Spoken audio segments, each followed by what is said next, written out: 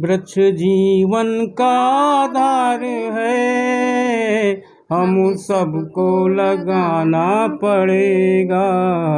वृक्ष जीवन का आधार है, हम सबको लगाना पड़ेगा।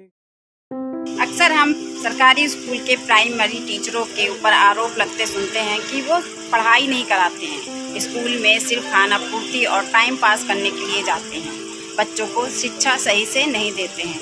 लेकिन इस आरोप को झूठा साबित कर दिया है चित्रकूट ज़िले के अध्यापक राजकुमार और शहनाज बानो ने।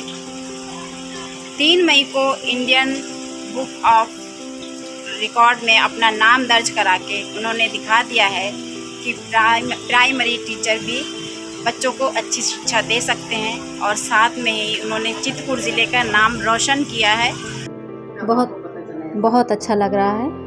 ये 3 मई को व्हाट्सएप ग्रुप के माध्यम से हम लोगों को डॉक्टर ममता सैनी ने जानकारी दी कि हम लोगों का जो लिखी हुई दोहा चौपाई थी वो सब इंडिया बुक ऑफ रिकॉर्ड्स में आ गई हैं और आप लोगों को सम्मान पत्र दिया जा रहा है। उस दिन वाकई हम लोगों के खुशी का ठिकाना नहीं था कि जो सपने में नहीं सोचा था वो हुआ है। हमने आंध्र प्रदेश की मुख्य उपलब्धियों के बारे में लिखा था, उपलब्धियां, कृषि, इसके बारे में दिया था। यह कार्य भैया ने RK शर्मा जी के मार्गदर्शन पे हमने किया और उन्हीं के मार्गदर्शन पे पूर्णतः सफल भी रहा। ये एक कार्यक्रम था आओ भारत को जाने, तो जो प्रवासी लोग बाहर देशों में रहते हैं, जैसे तंजानिया में है डॉक्टर ममता सैनी जी, तो उन्होंने व्हाट्सएप ग्रुप के माध्यम से हम लोगों को जोड़ा गया और उसमें उन्होंने एक भारत के जितने भी राज्य हैं सभी या केंद्र शासित राज्य हैं उन सभी पर दोहा और चौपाई के रूप में रचना करने के लिए भारत सहित अन्य देशों के भी 325 लोगों को जोड़ा गया और उनको अलग अलग बिंदुवार हर राज्य पर लिखने के लिए कहा गया कि आपको वहाँ की सांख्यिकी जनसंख्या के बारे में, उस राज्य की उत्पत्ति कैसे हुई, उस राज्य का नाम कैसे पड़ा, वहाँ की शिक्षा व्यवस्था कैसी है, वहाँ के जो क्रिकेटर हैं या खिलाड़ी दूसरे लोग हैं, ऐसे सभी महान विभूतियों के बारे में और उस राज्य के बारे में संपूर्ण जानकारी दोहा और चौपाई के रूप में। तो एक तरह से ये एक महाकाव्य जैसा तैयार किया जा रहा है और जिसको इंडिया बुक ऑफ रिकॉर्ड्स के लिए अप्लाई किया गया और उसको स्वीकार कर लिया गया। उसमें हमको 2 सप्ताह का समय दिया गया था और मुझे जिम्मेदारी सौंपी गई थी कि कविता लिखने के साथ साथ ही आपके साथ जितने भी सहयोगी जुड़े हुए हैं उनकी लिखी चौपाइयों को, दोहों को संशोधन भी करना है, जिनमें मात्राओं तक का ज्ञान होना ज़रूरी है कि पहले बंद में 13 मात्रा, फिर 11 मात्रा, फिर 11 मात्रा, फिर 13 मात्रा। तो इस तरह से सभी चीज़ों को हमने 2 बार 3 बार चेक किया, जहाँ जहाँ कमियाँ थी उनको बताया भी और संशोधन करके उनके पास भेजा। उनके पास भी एक टीम थी जो इन चीज़ों को बहुत गौर करती थी कि कहीं भी कोई गलतियां न रह जाए, पूर्ण रूप से एकदम शुद्ध हो, ताकि हम उसको भारत सरकार को प्रेषित कर सकें। तो ये काम लगभग मई से शुरू हुआ और लगातार चलता रहा। 30 नवंबर तक ये कार्यक्रम संपन्न हुआ। फिर शौक़ तो मुझे बचपन से था।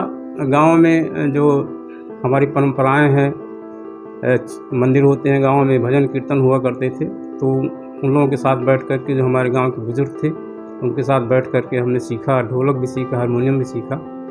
तो शौक़ वहीं से पैदा हुआ। और फिर जब हम टीचिंग लाइन में आए तो मुझे ऐसा लगा कि ये एक ऐसी विधा है जिसको बच्चे बहुत आसानी से गुनगुनाते हैं, गाते हैं, उनको बड़ा आनंद आता है। तब फिर हमने पाठ्यक्रम को कविताओं में ढाला। और आपको मैं बताना चाहूँगा कि मिशन शिक्षण संवाद के बैनर तले हम लोगों ने एक काव्यांजलि करके जो हमारा ग्रुप है उस पर लगभग 1600 कविताएं जो पाठ्यक्रम पर आधारित हैं, एक सृजन ग्रुप है उसमें लगभग 4000 कविताएं, और इस प्रकार से बच्चों के द्वारा भी लिखी कविताओं का संकलन हमने किया, जिसमें 100 कविताएं बच्चों की हमारी हो चुकी हैं। अर्थव्यवस्था राज्य की सदा रहे मजबूत, कृषि व्यवसाय और पर्यटन है विकास के दूत, चले गए इसी तरह, पहले चौपाई फिर दोहा, फिर चौपाई फिर दोहा, इसी तरह पूरा आंध्र प्रदेश को 7 लोगों ने मिल के पूरी टीम ने इसको कंप्लीट किया था। 2 मेरठ से थे, एक मेरठ से, 2 मथुरा से और 1 बांदा से, इस तरह करके पूरे 2 चित्रकूट से 7 लोगों की टीम थी। अब देखिए हमारे विभाग में जहाँ पर बच्चे ज़्यादा हैं, अध्यापक कम है, तो ये मान करके चलिए कि सभी विषय हमको पढ़ाना है।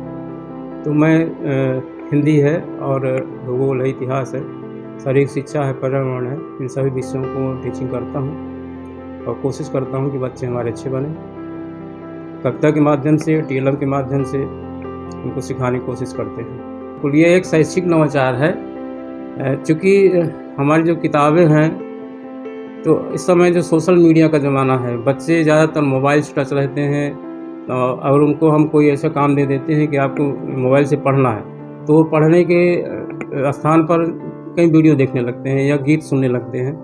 तो हमें ऐसा लगा कि हम कुछ ऐसी चीज़ें करें कि वो उसके सीखने का भी बन जाए जरिया। तो हमने गीतों के रूप में जब पाठ को डाला तो बच्चे उसे बड़ा अच्छा गुनगुनाते हैं, याद करते हैं। मैंने एक बार सुना कि बांदा जिले के 2 बच्चे, उन्होंने गीत गा करके व्हाट्सएप मुझे किए कि सर हमने भी आपका गीत गाया, ऐसे हमीरपुर के।